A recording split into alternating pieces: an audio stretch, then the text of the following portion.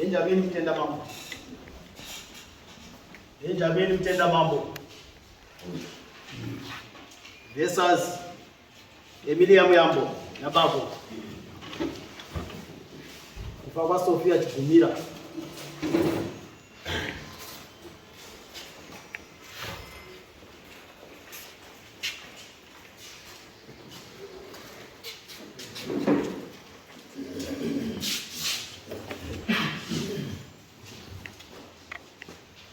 Namira pamberi pedera mambo mutasi. Namira pamberi pedera mambo mutasi.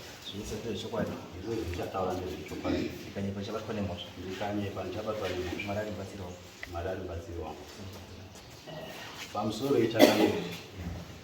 Ndinomirawo pamberi pedare ndichida kutaurawo nezvekurohwa kwaamai wangu musi wa10 August. Zviya zita Mwari kara. Benjamin Mutenda Mambo. Amai wangu akarohwa musi weSunday manheru namai nechitsiga chemoto. Vakawarwa futi neichi pahuro pavo. Ngubva madhays iwawo mai vakatanga kurwara. Vaita vachirwara vaingoti handizivi kuti mai nini vakandirohwa sei. Saidi vakandirohwa rakatoafectika. Vachirwara kazotomboyaipovatora varwara siya kana novarapisa kuvarara vakatofika zviri nani ndikauya tikavadzosera kuno. Vadzoka kuno vakaramba vachingorwara. Izvi zvinhu zvakaitika gore 2019 asi vakaramba vachirwara kupedzisira saidi riya rakatanga kubuda mapundu anga asinganzwisi kuti mapundu rudzii. Mapundu iwawo takaendesa kunana machiremba vanonzwisisa kutsvaga hosha vakatadza kudza kuti chirwere rudzii. Kusvika mai vakazotisiya musi wa15 February mwedzi uyu.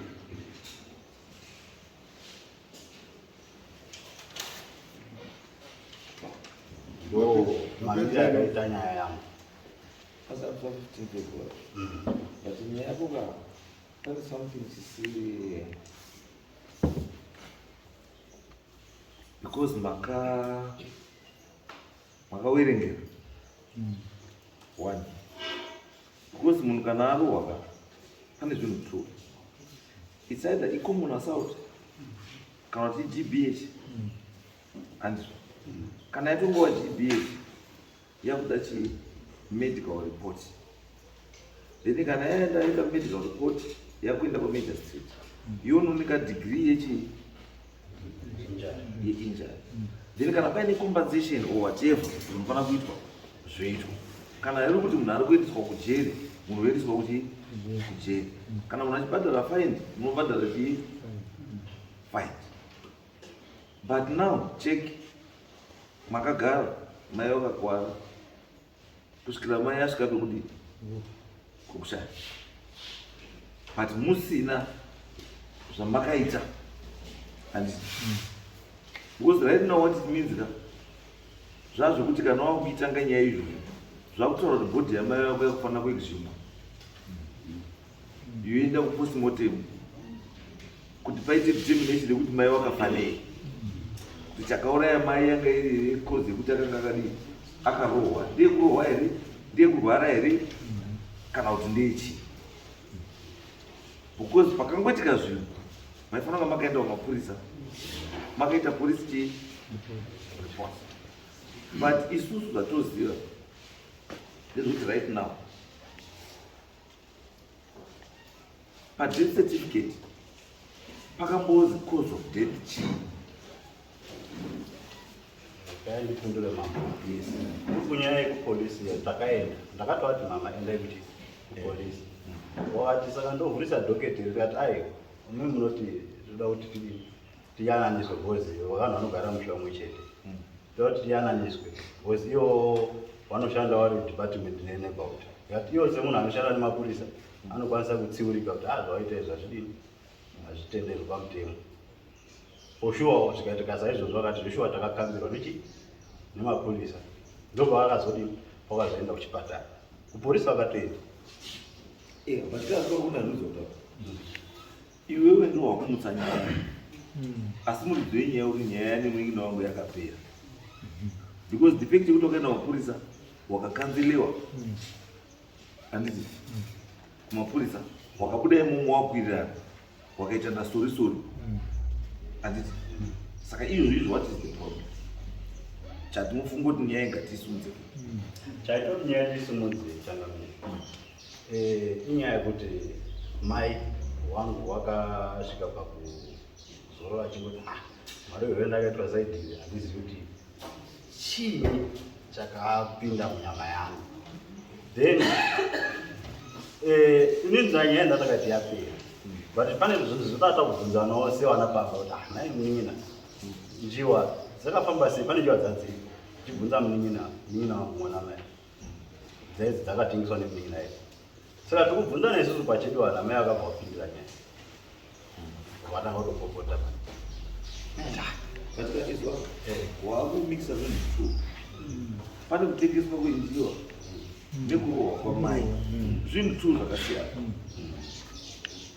isi tinotarisa nyaya yamai iwe nyaya yako ndeyekutengeswa kwenjiwa here kana kuti ndeyekurohwa kwamai nekurohwa kwamai saka ngatitambe neipi neiyoyo ikurohwa kwamai kuti iwe uri kuti iwe mai wakasvika pekuti kufa uri gunun'una handiti ndo pandati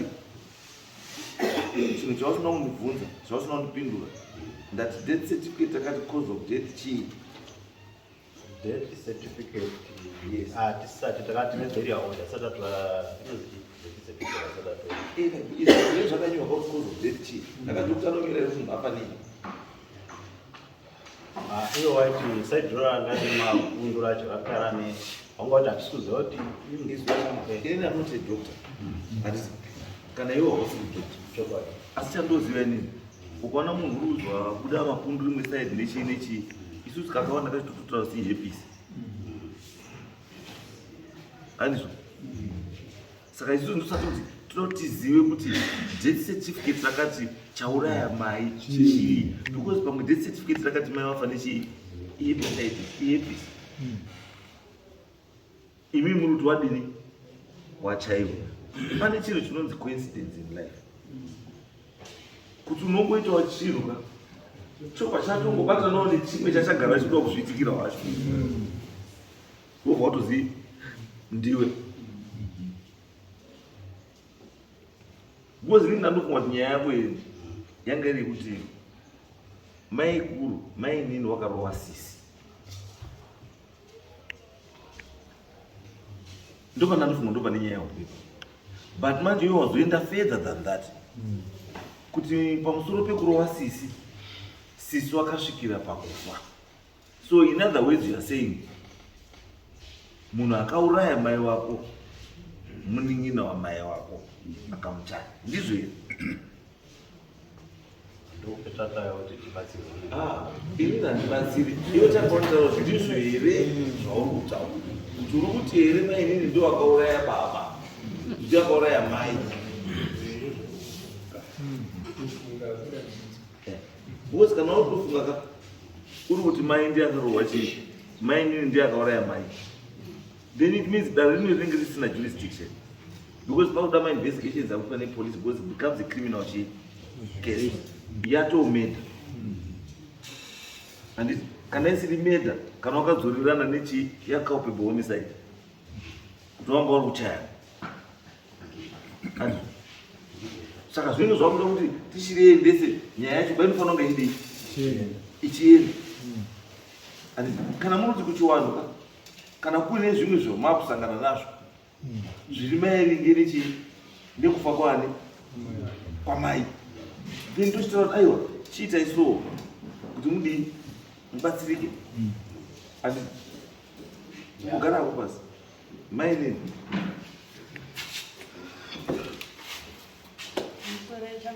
yes ini ndinoitwa emily nyabongo nhororo yangu sapoti dzokei bishara kuti isvikei papa ini chakuda nyaya yenyu haisi yekuti makachayirana kuti maisawirirana kana kuti makadii makatorerana murume kana kuti makadini nyaya iri pekuti imimi makachaya sisi kusvikira sisi afa ini handina Handina. Ende handina kunesana nawo. Mumba mawo ndakapinda mumba mawo ndiri kuteera mwana wehanzvadzi akanga kutaura nezvamwini usiku ndakarara. Maringe nemwana wangu watizisa waienda kuchengetesa. Saka pane kutaura kwavangu vachiisa inini. Saka ini ndakazozwa kwakuzi mai nini uyo haana mhosva. Ndi mai wemwana iyena. Akanga atiziswa ari kuvhunza mwana wake. Ini ndakamuka ndakaenda kumba kwaamai guru. Ndakasvika ndikapinda. Ndakanangana nemwana wehanzvadzi yavo anga kutaura nezvangu. Pendakasvika inini ndikati dambudziko rako ngerei? Wakabva asimuka. Saka kakusimuka kake kaakaita ini ndakafungotaura kuti ndiataka mwana. Akati iwe ndinokunyara iwe. Saka ini ndakasimudza chigusa ichi. Pandamukandira vachinjenga. Tapedza vandatobuda panze ndakatanga kuchema ndikudeketera kuti Mwari dambudziko rangu ngerei. Vanhu ava ndakarara ndabva kohodha mabhanana akautaura nezvangu. Kuti ndizodaro nyaya yemaprevious anga ari masoro kuti waingondipumha waidini. Pafamai wavo uyu wakauya padhuku pangu anonetsa nezvenjiwazvo. Akati iwewe ndiwo hama yedu. Nemuning'ina baba uchauraya futi ndakaenda kwasabhuku. Ndine tsamba yanga ndanyorerwa kwasabhuku yekuya kudare kuno kuichi. Tasvika kwasabhuku wakabvunzwa akati ehe wakamuchaya. Nyaya yekuti ndakamuchaya ndipo ndakatanga kutoizwira. Asi kumba kwangu kutaura kuti wakaya muning'ina wakaya mai wangu izvi kwasara baba vandaenda kwasabhuku. Saka ndiri kwasabhuku ndikati regai ndizisa varume. Iyo wanitangira kuenda. Zokai panyaya yedu. Makachaya. Handina kuchaya ba. Chigusa chandakakanda inini. Mukomana wacho ndakakandira. Wakanzvenga handina kuchaya. Handina kuti makakanda chigusa here. Ndati makachaya sisi. Handina kuchaya sisi. Hamuna. Handina. Pamakapinda mumba anga aripo ndiani? Iye nanga ari musisi uyu mwana yatodzeka anga arimo baba mukuru anga arimo. Mamuine kuti umwe wakazoshaika. Baba mukuru wake sisi wangu wanga karura sisi wake. Uyu mwana anga aripo. Wana wangu ari kuharara. Wakazotaurira mai yacho vataenda kukembi. Tasvika kukembi. Mai yacho wakangoti mai nini waita mhirizhonga mumba mako. Asi zvoita mhirizhonga wazokanda chigusa chatema mwana wehanzvadzi yangu. Mwana wacho anga asiko. Medhemu akati pemakauya koripota zuro munombotaura nyaya kuti kuna wakatemwa chichi. Saka mukabva manetserana izvizvo zvere madii maenda kogarisana kumba. Kobva tatowinzana nesimba tatobuda. 2019 kutaura kusvika izvizvi ndo pandakutanga kuzwa nyaya kuti ndakachaya mai wavo nechigusa ndo zvaita kuti afe. Wakatondipumha kuti iwewe ndiwe waita kuti afe. Madii makanga muina ane mumba. Iye namai guru nemwana iye nawahanzvadzi yacho. Nababa mukuru wacho. Namai wakanga warita nyaya dzemwana wavo anga atizisa. Ndiwo wanga waripo pendakapinda. Pana moya naye. Ndauya namai newitness yangu mai wemwana anga aripo. Ndiye wakaita kuti ndizwe kuti Auya.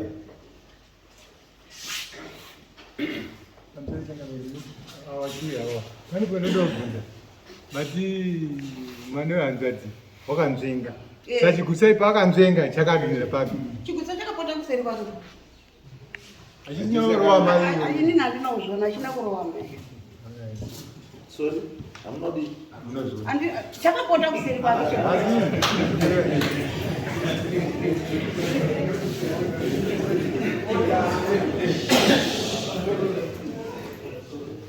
Inini zvokuti chigusa chakarowa mai guru handisi kutenderana napo. Chigusa uinda mukandira wakachinvenga chikaenda kumberi kombo mai guru anga ari pasaidi paka. Wanga wakagarisana mumba imomo moto wakadzima zvakati tsvasa vanhu vanga vabva kotizisa mumba kuma 12:10. Saka handiti imimi chokwadi ndechekuti hamusizwa kuti chigusa chanzvengwa chakachaya. Achina kurowa mamuine rima kuma10 saka hamuna chamakaona because mamuine rima Asi makakanda. asi gusa makadii mbuya ndima mungombaikandwa chigusa chokwadi mbuya mamukwadi Nenda kuti inini ndindakaitwa Mildred Madziro. Ini ndindakaenda mumba mame awa ndikutera mwana wangu anga ari form 5 wanga watizisa mwana wangu mumba mekwa mutendara.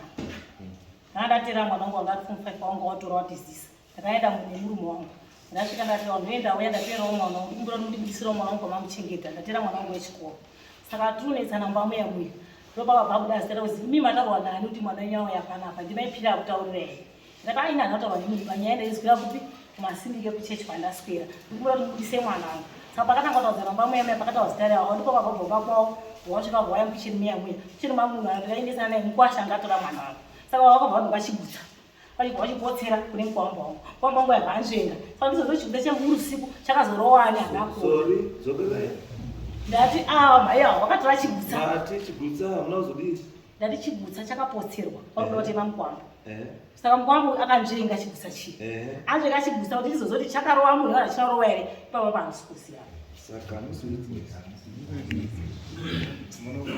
tati tiri kuda munhu aruziva pakadonha chigutsa because at the end of the doubt, at the end of the day, andika mai gets the benefit of the doubt because ndima muziva kuti chigutsa chakadonherepi saka uri kuti chakadonhera pandiri pachandikwadza saka imimi you cannot dispute the fact yekuti chakadonhera pana mai because mati kwachakadonhera amuna wamuzi kuchiziva saka mai vakutitaurira kuti chakadonhera pandiri pachandikwadza saka you cannot say no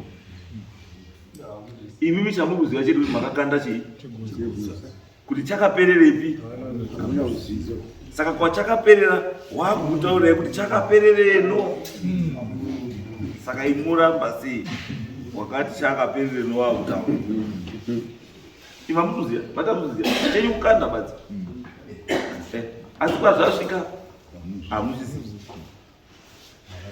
arikuzviziva wati chii chakasvikeno saka maakuramba sei asi handiyo nyaya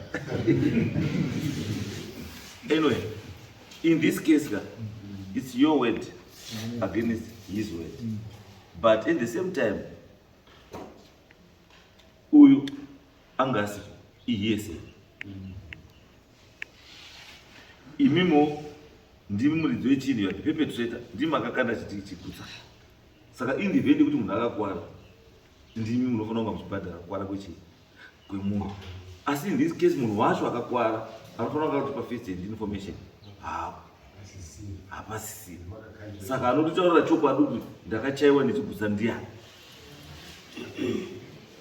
hapana because iwe wanga urwarari mumba wanga usimwa saka iwewo mai ndi akazouya achitaura kuti ndadini ndarowa dai kwamwamamu nditaura kuti mune ripoti pamakaenda kumapurisa makanonyorerwa tsamba yekuta kuti muridzi ningi wauya pano pamapurisa wachida kubatsirwa nenyaya yakati yakati tagadzirisa nyaya iyi takadai zvaimeka sense now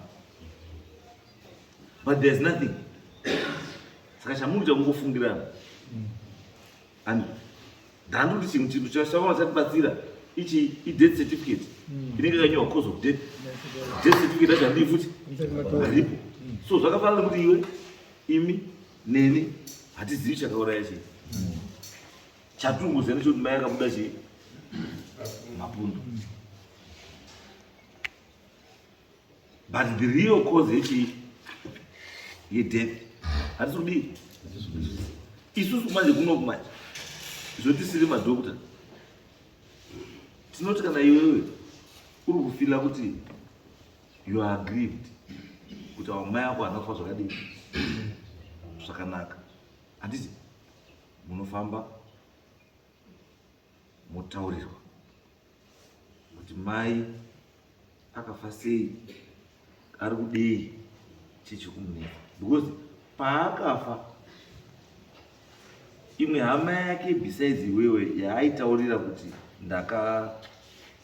ndakachaiwa ndo zvakonzera kuti ndirwari ndiani kutanga pana baba varipo vanga varipo paondo iyoyo paitika vanga vari mukicheni pakaitika baba uyai then nasekuru baba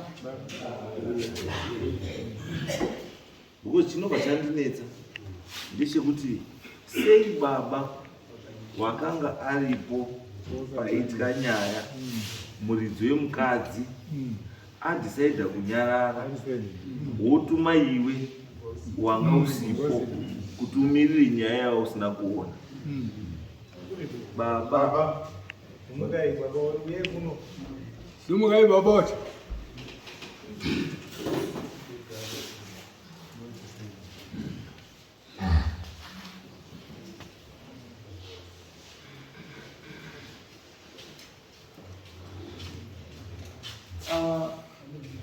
Ava ndimai nini munin'ina wamai here kana kuti mai nini mukadzi wababa wechitu?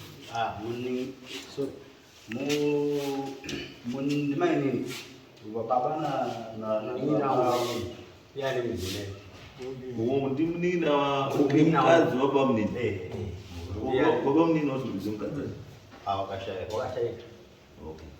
Saka baba ndima uri mukichena chii chakaitika?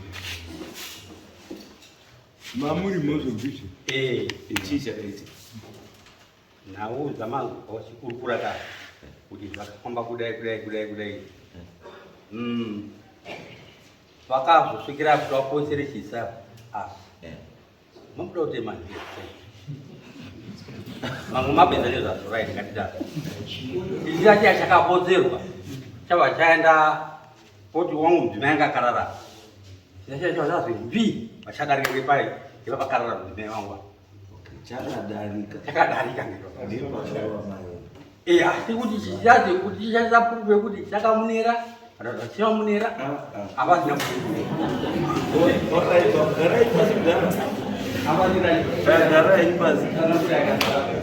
so ishu yedu ndosandataura kuti haisina vhani because mhuri dzakaitwa chinhu apadini ndiye aifanira kunge autaura nyaya dzake kuti chokwadi ndakadai zvikadai. Saka imimi wacho baba mamurimo mati hamuna chamakaona, ava mai vanga varimo vati hawana chavakaona. Arudzi akatema wacho arudzi ndakandokanda asi chandikuziva ndechekuti handina kutema mai. Ende chandiri kuti inini manje panonetsa manje inyaya yekuti imimi baba ndii mamuripo asi muri kuzviramba, asi mwana wenyu wamaienda kutaurira ari kuzvibvuma. Saka munotaura here kuti baba imimi namai pamaitaura nevana maitaura zvakasiyana nenguva dzakasiyana. Kuti mwana wenyu chatotanga mundishambisa ndechekuti magarire euko muchiunza mwana apa iye imimi muri mimba murume wemukadzi mamuripo futi pakaita chii nyaya moenda kogara mukati umu moti mwana anga ari harare asina chaakaona moti uya kugara utaure nyaya zvinoita apo ndanoziva kuti nyaya iyi kutanga kwayakaitwa manje bamwe ndo dzakadini dzakatanga nenyaya iyoyo. Ini ndisine pfungwa nadzoba kwabva kuti ndakazwa soko kuti mama panga ari kuharara vakandaura kuti asati ashaya mama asati ashaya wangu ndinaitaura kunde mwana ufambana zvakanaka kuti urwere ndanahwo ndakapagwa kusvireva achiripo asati saka paitaurira izi mwana uyu kuti ndiye munhu akandikwana kusvikira urwere uramba wakandibata kudai pakazopa kushanga kwaita munhu izi abva ati ngatipedze kuti tifambe ngenyaya iyoyi ngekuti ndakati mama akapane zvakasiyana taurira. Saka ina nazvo ndikurudzira kuti ndingabate uyu panyaya dzacho idzi dzongoti asandana kuzomba manje kusvika pane zvino pakuzotanga kwavaidai kuno kusvike kuno ndiye yanga ane nyaya dzacho matutaura bangwe mamukati menyaya mandodhonzwawo kuti tindoti baba uripo kudai handizvo. Saka imi mudhonzwa zvidhara imimi mudhara zvamunoita manje chiendai kumba nevana unogara pasi nevana namai nini mochiona kuti kana paine zvinoita sei zvinogadziriswa zviite sei zvigadziriswa izvo muri kuita zvekufungirana nekuengana. Handisi kufunga kuti inyaya yamai kufa kwamai yamukunetsana magara vanhu hamuwirirani hamuwirirani, saka muri kutsvagirana chii mhosva. Saka mhosva hadziriba muchishandisa zita rechii remufi. Kana muita nyaya musashandise nyaya zita rechii remufi, because chinochikuita kuti mufa muzoda kusumudza nyaya yemunhu, iye munhu wacho afa chii ko iye wacho ari mupenyu, zvaikutaurirai aitadza sei kuzvisimudzira nyaya. Mukona nyaya chibairi munhu haana kutanga nekufa puso yatemwa, sekutaura kuti akatogara for a long time. Agara for a long time, dai ngari munhu ane nyaya yakadai akarwa nyaya yake ega akaisumudza. Why then makuti mimi makamirira kuti adii kuti afe muchizotanga kuti taane nyaya yekuti mai wakachaiwa. Apa anototaurira manjozvishuwa ndakachaiwa ndiani? Ndikuti ini kana paine chiri kunetsa chiendai mufambise mhuri, mozwa kana paine zviri kunetsa mogadzisa zviri kunetsa. But as of now nyaya yenyu nyangwe mukada kuenda kumapurisa nyangwe kaita sei hacha make sense. And especially imi baba wacho mamuripo mukadzi wemunhu murototi nini handina intention, I had no intention yekuti mboti nyaya iite isumuke. Asi idzidzi ndodzidzi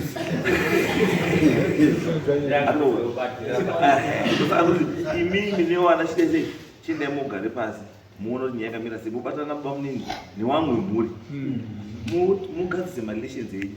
Marelations enyu semunanomira zvakadini zvakanaka, munoengana pamwe reason chayo yekuengana pati pasi, because imimi makutarisa nyaya ichi yemoto wakakana, asi pane mhosva iripa yamusikuona ndiyo mhosva yakatodarika yenyu yemoto, because chakonzeresa chii kuti muti uzotokuzokana? Chii chakonzeresa kuti muti ukana? Chakonzereswa kuti muti ukandwe is because mama tizisa mwana ari underage kuti arohwe. Muruzwa pamwe musafukunyure tsuro zvisinei nemi.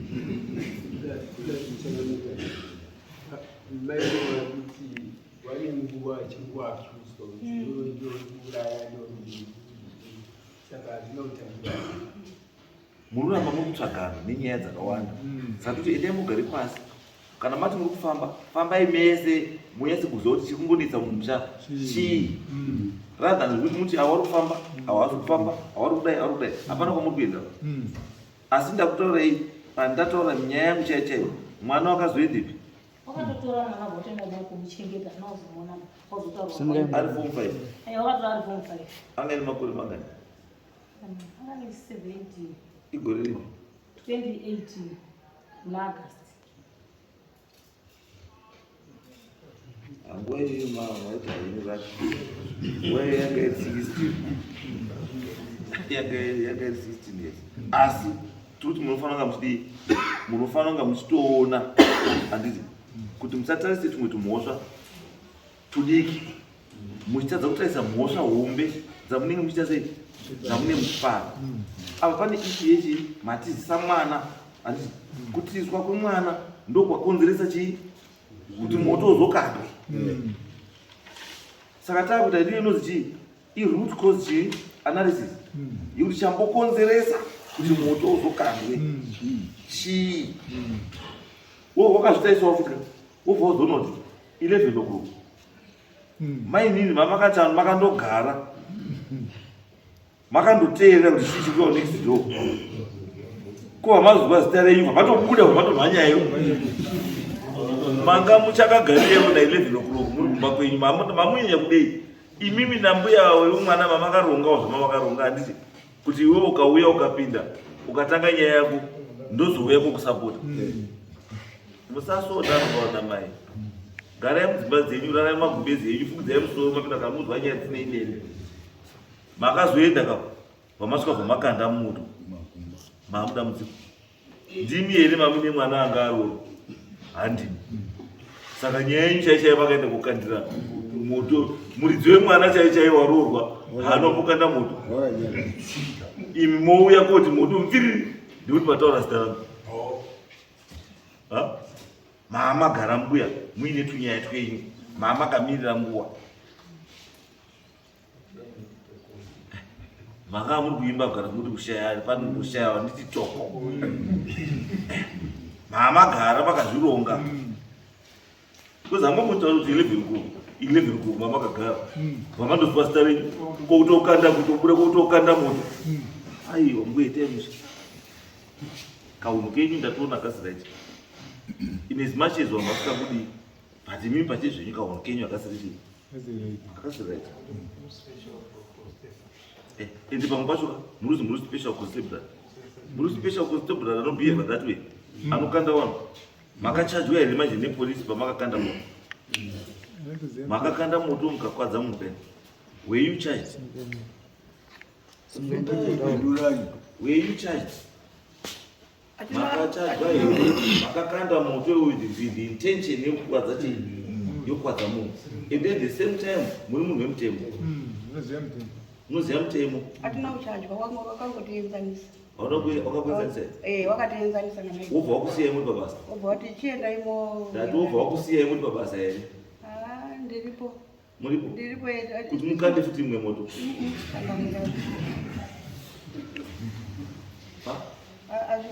yeah we need to know kuti why uri kuchengeta munhu akaita semupolice force vanhu vanokwanisa vafana kumaintaina order anditi ndo vari kukonzera disorder imi muri muruda mufana kunga muchichengetedza order why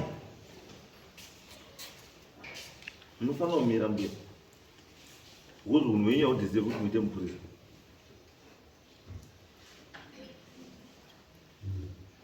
kana muchikwanisa kuti mbuya a defenseless person akagara akarara muchikwanisa kumukandira moto nedanda remoto kukanda kuwati mo mupurisa wamune munhu wemune masunga maisachena mukuti udinini unomusisa papi munoita pati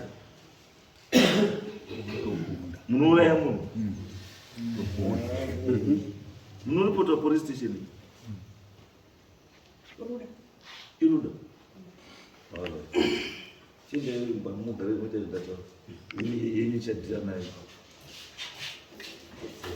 tina kamuda zvomunofamba endai mufambe mugare pasi tangai magare pasi semhuri muonesana zvamudi zvamunofanira kuonesa nezvinefa zvekuti zviri mumusha motora the right chi route yekuti mugadzise zvinhu zviri pachii zvikunetsa mumusha because musha menyu mutorakidza kuti hamuwirirani mune zvakawanda zvekuitika musha pane pamwe makubvunza kuti pane here imwe hama yamai yakaudzwawo nyaya ndiri kutika una dhenja ndeudzokura una dhenja ndeudzokura iwewe uri mwana uyo ndisekuru handiti asi munhu uyo angarora naye mumagumbezi akaona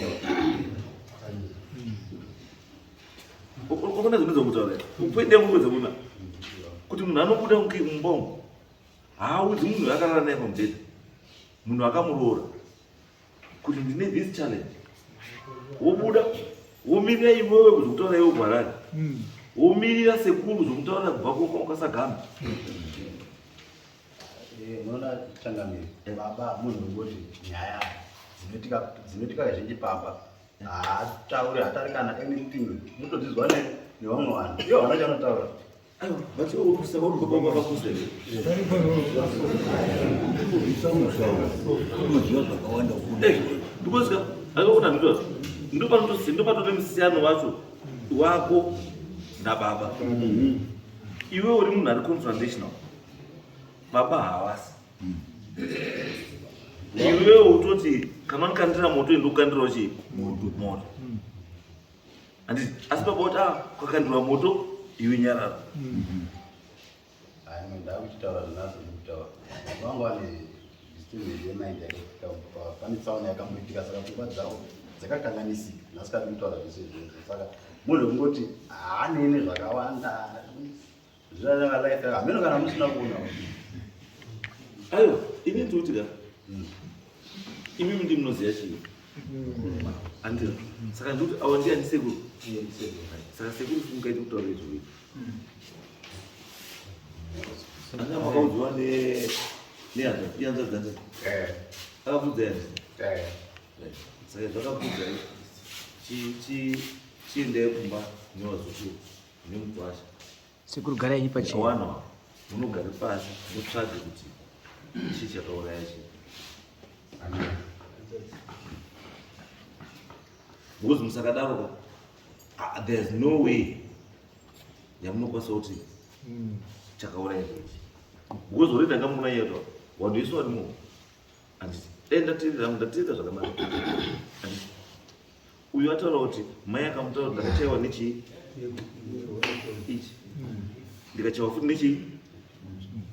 nechii kuti chigutswa ndakarwa apa ndakamborwararwa asi vanhu vese varimo handiti warutaura kuti hapana direct contact yakamboitika. Chakangoonekwa navanhu vese chigutsa chakakanda asi kuti chizikanwa chakarwisa papi hapana rudi haruzi amonaizomuza saka isusu don't rule out kuti foul play futi handiti because uyu kao haangatadzi kusapota uyu because uyu anga yakomusapota nenyaya yemwana wake angatova saka uyu there's no way angatadzi kusapota uyu saka wanokosonga katotaura nao ngatidii ngatinotaure zvakati handizvo saka umbo hwavo tangouzwa asi hatiutori isusu chatoda chekuti tauda tichiende paground tichione chaicho chakakonzereswa kwakuti kumunhu chii but kuziva kwandoita pakaitika chii paifanira pakaitwa police report pakaitwa zvese medical nini report yakanotorwa zvese zvakaitwa muda musina kusvika pamurizvo pamusoro imambonini kutaura kudii kutaura kwandingada ndini Peter Chigumira. Kutaura kwandingada kuita ndekuti pamashure apo zvese zvisati zvaitika hanzvadzi yangu yakambosimuka pamba ikanoraramira kuChipinge kuri kuda kwematambudziko anga ari kuitika within that family. Saka anoraramira kuChipinge. Mubvunzo wangu inini uri pekuti paakazodzoka wakamutora kuenda kuChipinge wanhu vemhuri paakazodzoka kuti adzoke zvekuya kugara apa pazomuka tsaona iyi chaakanga akambotiza kana kuti chaakanga akabviswa ndicho chakanga chapera here. Mubvunzo wandinoda kubvunza kuti ndipindure ngekuti papa pandira kupazwisisa zvakanaka. Kozouya uzi wakatiziswa wacho mwana wangu ini wakatizisa mwana wangu iya murova nguriyo kumba kwangu ndichidzoka kwamuri mambo ndichitenda nekutaura kwamaita asi ndanga ndiri kufunga kuti matauriro amaita kuti tidzoke tobatane kuti tiungane kuti tikurukure pamusoro penhau iyi. Ini ndakutoda iwo wakwambongwa kuti wanyatse kuunganidzana wese ngekuti hawana kukwana kozouya ini handizogoni kupinda mudare rekufambira hama yangu iwo wari kupikisana namainini wawo uyu asinawo hama dzakepo hazviiti nekuti mangwana tinozodzoka kwanapa zvichida nemwe makutondiboomora. Saka ndoda kuzvivereka pamberi pedare renyimambo ndichitenda nemasoko amataura ekuti kudzokera kogara pasi kuti titaurirane mazviti ndizvo chaizvo because iyi nyaya yemangwana painozopedzisira yari handiko kwatikutarisa tinofanira kupedzisira isu tinoda kuti tizive kuti munhu akafa nei problem chii asi vanhu vaakugara futi zvakadii zvakanaka ndozvetimbotendera because ike zvandatonawo ndaona zvakawanda serizazisemo ndaona zvakawadzisemo ndaona zvakawanda seiwo baba munofanira kugadzira zvinobhenzi mazvita yes endai muite izvo handei